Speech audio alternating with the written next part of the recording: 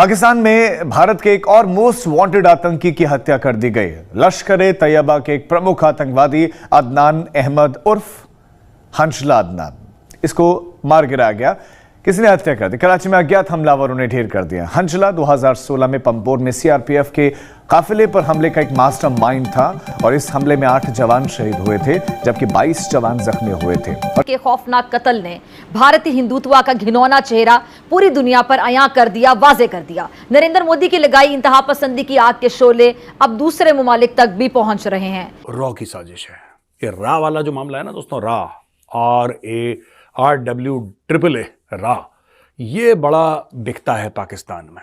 अच्छा, पाकिस्तान में कभी लश्कर के, कभी जैश के, कभी खालिस्तानी टेररिस्ट्स टपक रहे हैं। They are falling like 9 pins, falling like dominoes everywhere.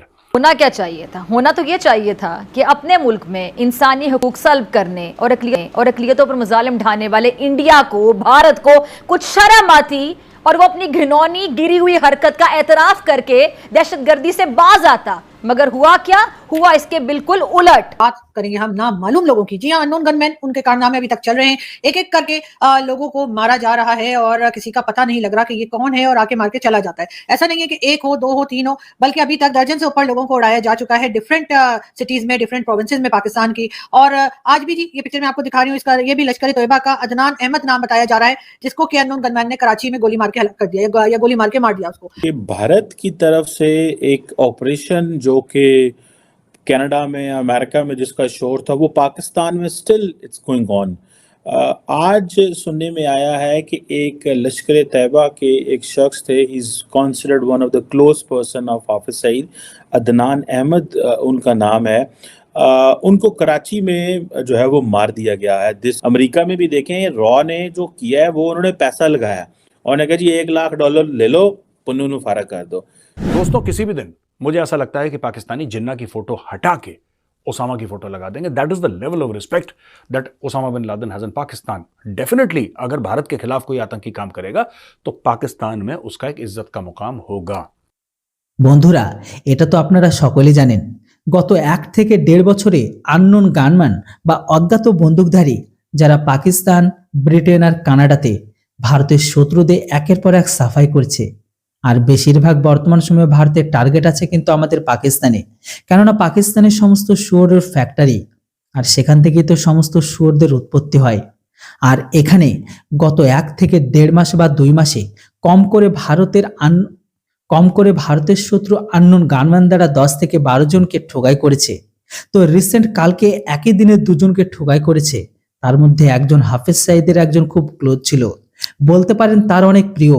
এই সমস্ত কিছু ঠোকাইকে দেখে পাকিস্তানের মিডিয়া কান্নাকাটি শুরু করছে। বন্ধুরা, পুরো ভিডিও क्लिपটা দেখুন আর পুরো এনজয় নিন। बहुत से लोगों को हैरत हो रही है कि आखिर ये पाकिस्तान में हो क्या रहा है। वैसे तो ये बड़ा अच्छा काम है जो हो रहा है और बहुत पहले हो जाना चाहिए था, लेकिन आखिर ये कर कौन रहा है?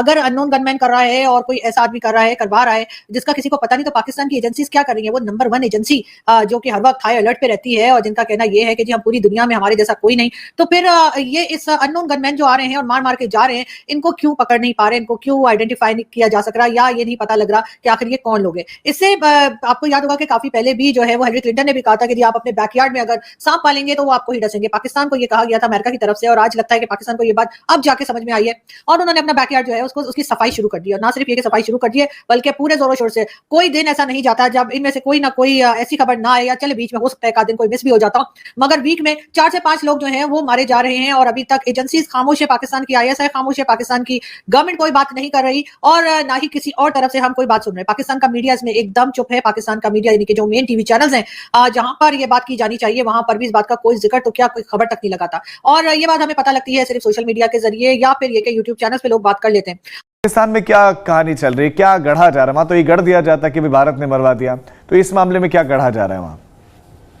नहीं, देखिए राजीव, आपने बिल्कुल सही कहा। हमारे लिए तो सुखद खबर ही है क्योंकि इसने काफी आतंकी हमलों को अंजाम दिया था और 2-3 दिसंबर को इसे कराची में गोली मारी है, अज्ञात हमलावरों ने गोली मारी है। उसके बाद जो ये पूरी घटना है इसको पूरी तरह से छिपाया पाकिस्तान की मीडिया ने, पाकिस्तान की आर्मी ने, पाकिस्तान की खुफिया एजेंसी ने। अदनान अहमद उर्फ हंजला अदनान की बात करें तो इंडियन एजेंसीज की लगातार रडार पर था। साल 2016 में जम्मू कश्मीर में सीआरपीएफ कॉन्वॉय पे अटैक हुआ था, जिसमें 8 सीआरपीएफ के जवान शहीद हुए थे, 22 घायल हुए थे। 2015 में बीएसएफ के कॉन्वॉय पर अटैक हुआ था, जिसमें बीएसएफ के 2 जवान शहीद हुए थे। उसके अलावा कई फिदाइन अटैक जम्मू कश्मीर में हुए थे। उसको कोऑर्डिनेट करता था पाकिस्तान में बैठकर लश्कर का ये आतंकी, जिसको अज्ञात हमलावरों ने गोली मारी है। ये लश्कर चीफ हाफिज सईद का भी बेहद करीबी था। अब पाकिस्तान की खुफिया एजेंसी इस बात की जांच करे कि किसने गोली मारी। लेकिन आपको एक चीज और बता दूं कि ये पाकिस्तान की खुफिया एजेंसी आईएसआई के लिए कितना इंपॉर्टेंट टेररिस्ट था और लश्कर के लिए, इसका अंदाजा आप इस बात से लगा सकते हैं कि इसको पूरी सुरक्षा दी गई थी। वहां पर आसपास इसके 24 घंटे गनमैन और सिक्योरिटी ऑफिसर्स वो रहते थे, ताकि इसे किसी तरह का नुकसान नहीं होगा। तो कड़ी सुरक्षा के बीच इसको गोली मारी गई है, अस्पताल ले जाया गया जहां इसकी मौत हो गई। लेकिन बड़ी हैरानी की बात है कि पाकिस्तान, खैर तो उसकी हमेशा से आदत रही है, वो अगर इंडिया में उसके सैनिक मारे जाते हैं बॉडी तक क्लेम नहीं करता। ठीक उसी तरीके से जो हत्याकांड को अंजाम दिया गया, इसके बारे में पूरी तरह से जो पाकिस्तान है वो छुपा रहा है। लेकिन अगर अदनान की बात करें तो ये खूंखार टेररिस्ट था और बिल्कुल सुखद खबर है भारत के लिहाज से कि ये मारा गया है, अज्ञात हमलावरों ने इसे गोली मारी है। निजर का भी ऐसे हुआ था। सो वो उधर भी जारी बात है पैसा चला है। सो आई थिंक जो इंडियन जो डीप स्टेट है दे आर वर्किंग। ठीक है यार, पैसे लगाओ, 1, 2, 4 लाख 10 लाख डॉलर ले लो, कोई ज़्यादा रकम तो नहीं है। इन केस अगर $1 मिलियन में आप एक टेरर क्रिएट कर देते हो किसी दूसरे मुल्क के अंदर, तो that means you are doing a lot of work. 1 million ये कहा जाता है कि इसका नाम हंजला अदनान था। मास्टरमाइंड कहते हैं इसको इंडियन मीडिया वाले, कि 2016 का जो अटैक हुआ था सीआरपीएफ कन्वॉय में, ये कैसे हो सकता है कि without presence of Indian apparatus in Pakistan, how is it possible? ये मुमकिन ही नहीं है। So it means कि वो apparatus जो अमेरिका में या कनाडा में हमने जिसका शोर सुना पूरी दुनिया में, वो पाकिस्तान के अंदर भी मौजूद है और वो apparatus अपना काम कर रहा है। They are not worried, they are doing it the way they want it।